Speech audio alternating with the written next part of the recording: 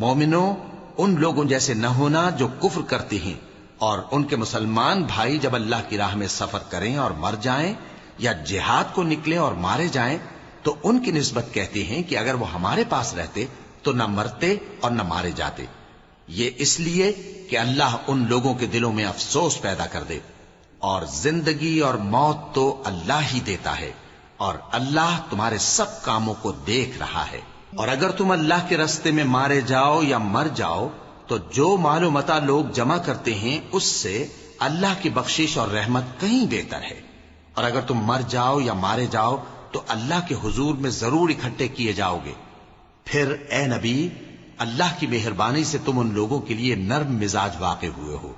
اور اگر تم بدخو اور سخت دل ہوتے تو یہ تمہارے پاس سے بھاگ کھڑے ہوتے، سو ان کو معاف کر دو اور ان کے لیے اللہ سے مغفرت مانگو، اور اپنے کاموں میں ان سے مشورت لیا کرو،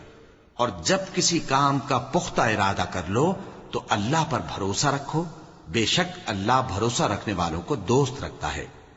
اگر اللہ تمہارا مددگار ہے تو تم پر کوئی غالب نہیں آ سکتا، اور اگر وہ تمہیں چھوڑ دے تو پھر کون ہے اس کے بعد تمہاری مدد کرے۔ اور مومنوں کو تو چاہیے کہ اللہ ہی پر بھروسہ رکھیں